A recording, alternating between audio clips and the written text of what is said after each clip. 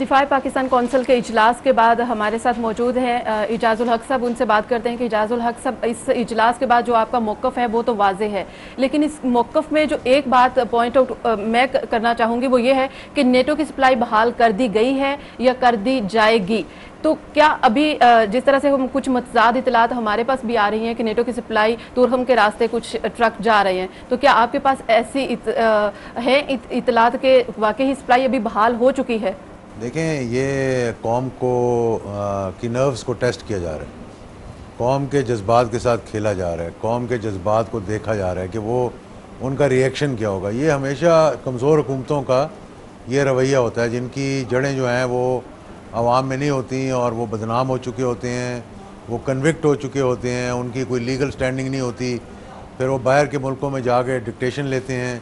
تو اب یہ بھی روزانہ خبر دے گے کہ آج 4 کنٹینر پہنچ گئے ہیں، آج 16 کنٹینر ابھی اور جانے والے ہیں. یہ دیکھا جا رہا ہے کہ اس پہ اعجاز الحق کا کیا ریئیکشن ہوگا، آپ کا کیا ریئیکشن ہوگا، اور ایک عام آدمی کا کیا ریئیکشن ہوگا اس پہ. ابھی تک نیٹو سپلائیز بحال کرنے کا فیصلہ تو شاید اندرونی طور پر ہو گیا ہو، عسکری قوت نے بھی کر لیا ہو اور ہو سکتا ہے کہ حکومت نے بھی کر لیا ہو. اور اسی سلسلے میں ایک اور NRO برطانیہ میں بھی حال ہی میں ہوا ہے، جب ہمارے مجرم وزیر اعظم کو وہاں بلایا تھا اور جس طریقے سے وہاں بات چیت کی گئی اور جس طرح سے انہوں نے واپس آ کے بیانات دیے. 48 ممالک ہیں، ان کو ہم فیس نہیں کر سکتے، ہمارے ان میں دوست ممالک بھی ہیں. تو نیٹو اس وقت کہاں تھا جب یہ ایک پیس فلوٹیلا جو ترکی نے چلایا تھا غازہ کے لیے، وہ پرامن اشیاء لے کر جا رہے تھے جس میں کوئی لیتل ویپن نہیں تھے.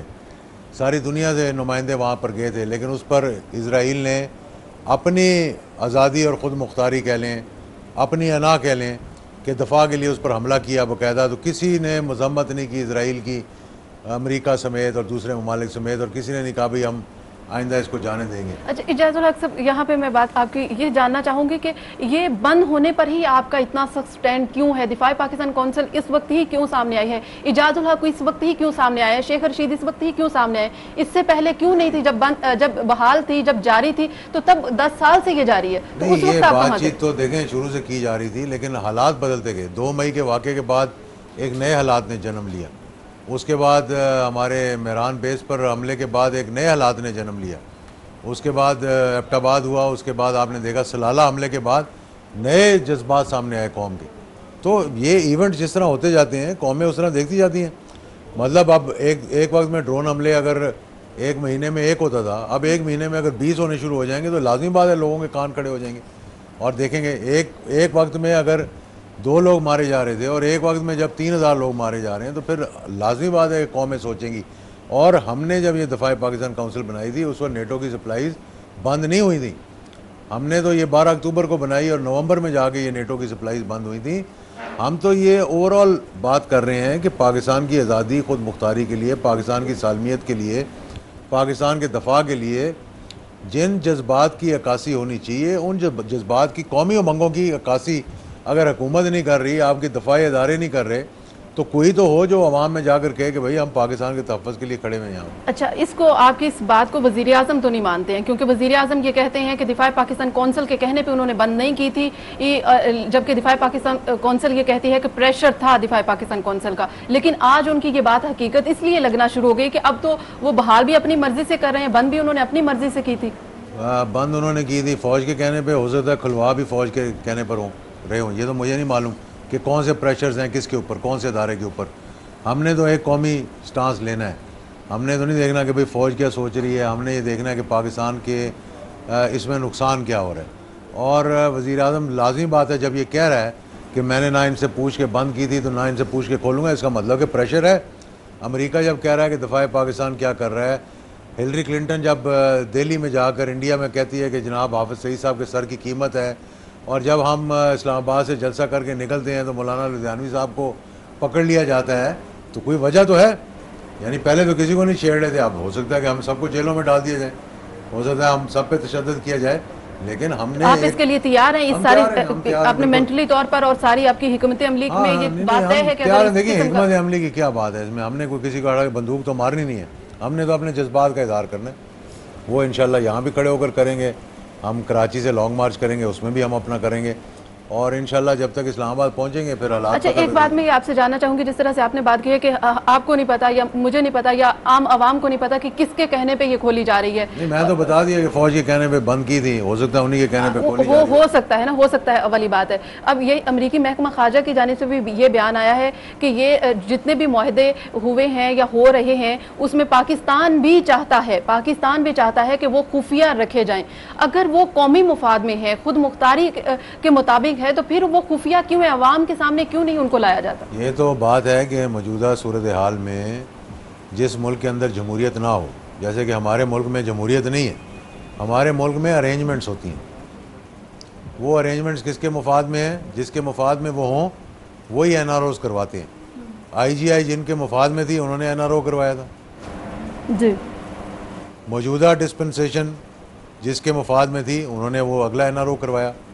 نیٹو سپلائیز کو کھولنے کا این آر او ابھی جو برطانیہ میں ہوا وہ جن کے مفادات کے لیے تھے انہوں نے وہاں پہ کروایا. تو ہمارے ہاں تو یا تو جمہوریت ہو تو پھر تو ہم بات بھی کر سکیں کہ ہاں جی یہ جمہوری قوت ہے. ہم یہاں پر ہم محروم منت ہیں ان قوتوں کے.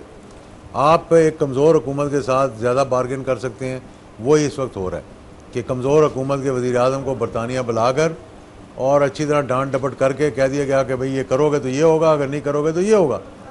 $1.5 بلین سے ہماری اکانومی نہیں چلے گی، $1.5 بلین سے ہمارا بجٹ نہیں بنے گا. ہاں $1.5 بلین سے ادھر چند لوگوں کی جیبیں ضرور بھر جائیں اور سوئز اکاؤنٹ جو ان کے ہیں اس میں تھوڑا سا اضافہ ضرور ہو جائے. تو یہ قوم کے ساتھ مذاق مت کریں کہ $1.5 ارب نہیں آئے گا تو یہ ہو جائے گا. 175 بلین کی ہماری اکانومی ہے. کے اوپر اگر کوئی فرق پڑتا ہے تو آپ نہیں سمجھتے کہ پہلے بھی ہمیں دینا پڑ رہی تھی؟ یا جس طرح سے 48 ممالک کے ساتھ ہم دشمنی مول نہیں لے سکتے، ان کی ناراضگی مول نہیں لے سکتے، تو پھر ہمیں اپنے مفاد کو مد نظر رکھ کر یہ سارا کچھ کرنا چاہیے تھا. یا پھر ایٹ لیسٹ ہمیں پارلیمنٹ کی جو سفارشات ہیں انہی کے مطابق کرنا چاہیے تھا، جس میں ڈرون اٹیکس کے بارے میں بھی تھی. جی تو کیا اگر پارلیمنٹ کی سفارشات کی روشنی میں کوئی معاہدہ ہوتا ہے تو اس کو آپ مانیں گے؟ میں یہ کہہ رہا ہوں کہ آپ پہلے اس کو امپلیمنٹ تو کروا کے دکھائیں نا. اس میں سے تو ایک نقطہ بھی جو امپلیمنٹ نہیں ہو سکتا. اب چند لوگ جو ہیں وہ بہانہ بنا رہے ہیں کہ اپالوجی آ جائے، اس کے الفاظ جو ہیں اس پہ دیکھا جا رہا ہے کہ کس طریقے سے معافی مانگی جائے کہ اوباما کی بھی عزت رہ جائے اور پاکستان کے بھی جو ہے معاملات جو ہے ان کے ساتھ طے کر لیے جائیں. تو پہلے تو ہم نے یہ دیکھنا ہے کہ کیا معاملات کس طرح سے آگے بڑھتے ہیں. ہم نے تو کہا اس کو امپلیمنٹ کرواؤ، ڈرون حملے بند کروا دیں، انکنڈیشنل اپالوجی آ جانی چاہیے تھی. اب اپالوجی آنا نہ آنا ایک برابر ہے. جب لوگوں کو پتہ ہے اب فیصلے ہو گئے ہیں تو اب کیا فائدہ اب کچھ بھی ہو تو اس سے نہیں. لیکن ایک دوسری چیز یہ ہے کہ جس طرح سے امریکہ بار بار یہ کہتا ہے کہ پاکستان میں طالبان کے نیٹ ورک ہیں، یہاں سے تربیت حاصل کرتے ہیں، یہاں پہ ٹریننگ سینٹر ہے، کسی نہ کسی ایسی شخصیت کی ایمن ظواہری یا لائک دیٹ کہا جاتا ہے کہ ان کی موجودگی پاکستان میں ظاہر کی جاتی ہے. یہ شوشہ آئے روز چھوڑ دیا جاتا ہے. تو اگر ایسا کچھ نہیں ہے تو ہم اتنا سخت موقف کیوں نہیں رکھتے امریکہ کے سامنے کہ ہماری خود مختاری اور سلامتی جو ہے وہ ہمیں عزیز ہے اور اس کی دفاع کے لیے ہم ہر حد تک جا سکتے ہیں. پھر ہمارا سخت موقف کیوں نہیں ہے امریکہ کے سامنے؟ ہم جھک کیوں جاتے ہیں؟ پہلے تو میں ایک بات کی وضاحت کر دوں کہ ہم کوئی امریکہ سے لڑنے کے لیے نہیں بیٹھے. ہم پاکستان کی آزادی اور خود مختاری کے لیے ہم بیٹھے. ہم نے 48 ملکوں کے ساتھ لڑائی نہیں لڑنی. ہمارے دوست بھی ہیں، ہمارے بھائی بھی ہیں اس کے اندر، ترکی جیسے ممالک بھی ہیں. بات یہ ہے کہ ہم نے تو اپنے ملک کا تحفظ کرنا ہے نا. ہم نے دیکھنا ہے کہ ہمارے ملک کے لیے جو ہے وہ بہتری کیا ہے. اگر ہم اپنے ملک کے مفادات کو سامنے رکھ کے بات کریں گے تو سارے مسائل حل ہو جائیں گے. اگر ہم اپنے ملک کے مفادات کو سامنے نہیں رکھیں گے اور ہم جس طرح یہ وزیر اعظم کر رہے ہیں کہ جناب میں کنوکٹڈ ہوں لیکن مجھے برطانیہ نے ایز اے وزیر اعظم ایکسیپٹ کر لیا، تو بس اس کا مطلب ہے کہ اللہ میاں نے ایکسیپٹ کر لیا. ہمارے ہاں تو یہ روایت ہے نا جو پڑی ہوئی ہے اس وقت. تو دیکھنے والی بات یہ ہے کہ اس تمام معاملے پر قومی امنگوں کے مطابق کس طرح ہم آگے چلتے ہیں. معاہدوں کی آپ نے بات کی، اب انہوں نے یہی تو اس میں طے کیا ہے پارلیمنٹ کی سفارشات میں کہ جو خفیہ معاہدے ہیں ان کو سامنے لایا جائے گا، آئندہ سب تحریری معاہدے ہوں گے. تو ہم کہتے ہیں قوم کو بتائیں کہ پہلے مشرف کے زمانے میں یا اس سے پہلے یا بعد میں کون سے خفیہ معاہدے ہوئے ہیں. لیکن جو ایٹ لیسٹ ابھی کی ہیں وہی سامنے لے آئیں آپ. ابھی تو دیکھیں یہاں تو اس ملک میں نہ پارلیمنٹ کے پاس اختیارات ہیں نہ کابینہ کے پاس ہیں. یا صدر یا وزیر اعظم یا آرمی چیف، یہ 3 فیصلے کرتے ہیں. وہ قوم کو اگر اعتماد میں لے لیں تو ہمیں پتہ لگ جائے گا کہ کیا ہے اس کو. اچھا، اگر نیٹو کی سپلائی بحال کر دی گئی ہے یا کر دی جائے گی، جو بھی دونوں صورتوں میں کہا یہ جاتا ہے کہ دھماکے کم ہو گئے تھے جب نیٹو کی سپلائی بند کی تھی، تو اب کس قسم کے اثرات ہو سکتے ہیں؟ کہ کیا اس قسم کے دھماکے یا اس قسم کے کوئی طالبان کی جانب سے کوئی ہمیں دھمکیاں میں خط موصول ہو رہے ہیں، تو کیا ایسا کوئی ری ایکشن سامنے آ سکتا ہے؟ یہ تو ان کا کوئی نمائندہ آپ کو بتا سکے گا کہ ان کی حکمت عملی کیا ہے. ہماری حکمت عملی پرامن ہے.